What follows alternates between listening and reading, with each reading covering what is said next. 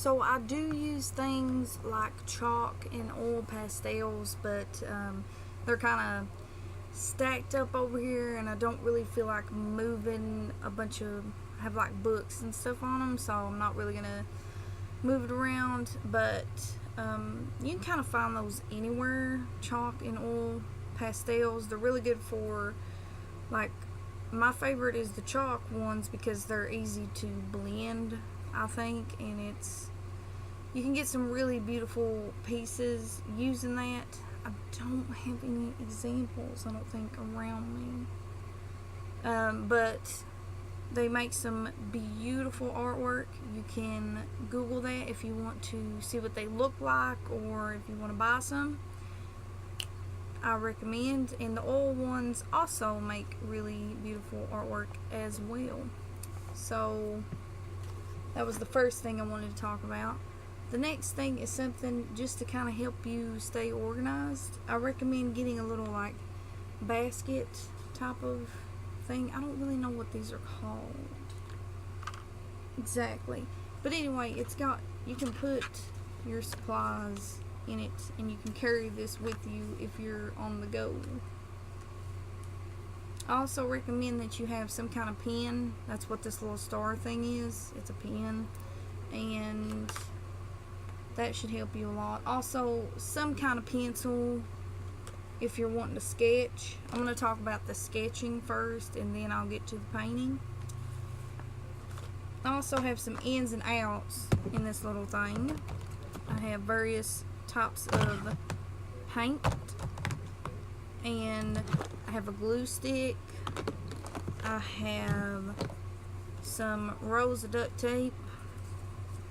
I have a pen in here for if you want to draw on clothing, which if that's something you're interested in, it's this one is a Sharpie fabric pen. And then I have some things for shading. These are I think it's, I want to say it's charcoal, but it might not be. And I have a couple of things like that, just some ins and outs.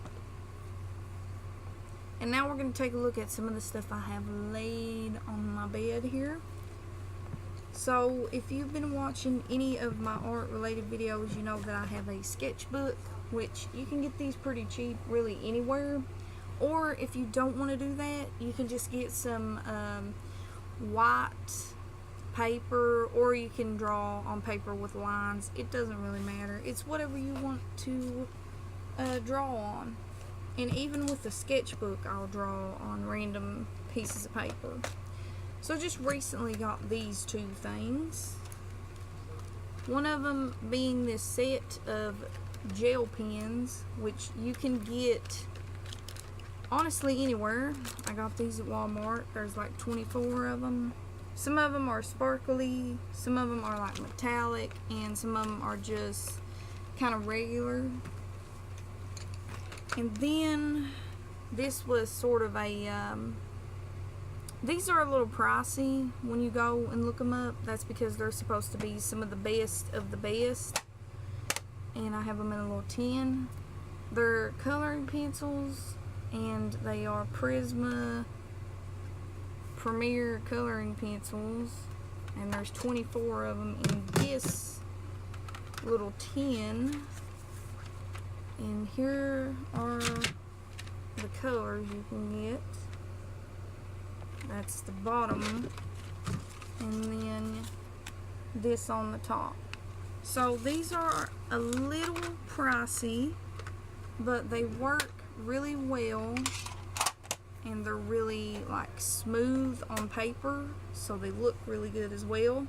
But if you don't want to spend a lot of money on those, because they can be a little bit, I believe those are like 14, 15, give or take. So if you don't want to do that, you can just get you a pack of coloring pencils. It doesn't matter. This isn't really anything super special. It's just coloring pencils. So obviously with coloring pencils, you can do a variety of things on paper, and you can create some really cool looking stuff.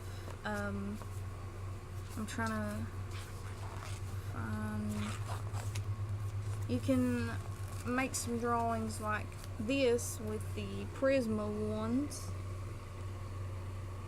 and you can also do that with regular coloring pencils as well. I was just testing them out. And now we're going to kind of move on to the paint part of this. So I am going to show you some things that I use to paint with. So once again, you don't have to be super professional when it comes to this stuff, especially if you're just getting started. You're not going to be super professional, but I do recommend a couple of things when you start to paint. I recommend you get you one of these little trays. I don't really know what these trays are called exactly, but you can put different colors of paint in these trays, and you can mix them in the middle if you want, or you can just set something in the middle if you want, like a cup of water or whatever, and you will be able to, instead of having to put it on like a tray or something, you'll have all kinds of room on this. So this is a couple of cents, or it was at my local Walmart, if you want to check into that. Again, I'm not for sure what they're called, so you kind of have to search online. And then you're obviously going to need some kind of paint. This is what I have. I have like a variety. These are like really small tubes that you can squeeze the paint out, and they're really great and not super expensive, which, like I said, that's what we're looking at. Or if you don't want to do that, you can buy individual containers of paint. This is supposed to be red, and this is supposed to be neon pink. And honestly, if you were going to buy paint, I would recommend getting a set like this instead of these individual ones. Not because these are expensive, but mostly because you're going to need a bunch of different colors if you want to make something like that. I also highly recommend you get some paint brushes that are different shapes and sizes, so that you can create different kinds of artwork. I'm going to show you the different types of things that I use to paint on. I don't have a whole lot of these as far as like different types. I'm just going to show you 3 of them. You can get these super small ones, and they sell them in 4s, and these are called, they're 3D, or they call them 3D. See, they got like that, and the back has a little wood thing so you can prop it up. I'm not doing too good with my names of stuff today, so excuse me. And for this canvas, this is like just a regular sized canvas. This right here has a quote on it, if you're wondering what that is. And you can like prop this up, or you can also hang these up if you want.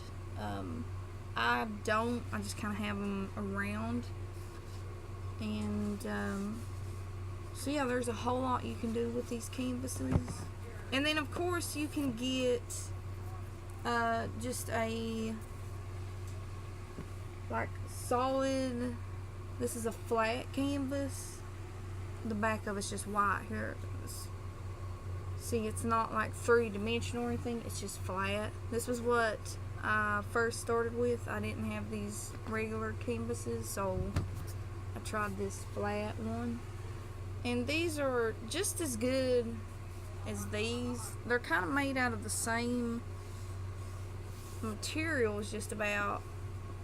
This one's like a cloth type of thing. This one's more of a paper. And yeah, so you can paint stuff like this, or if you want to paint something else, it doesn't have to be this. Anything you want. That's the cool thing about art. You can make anything you want, and it's all you making it. So hopefully that helps somebody or gives somebody some insights to the different types of things that you can buy.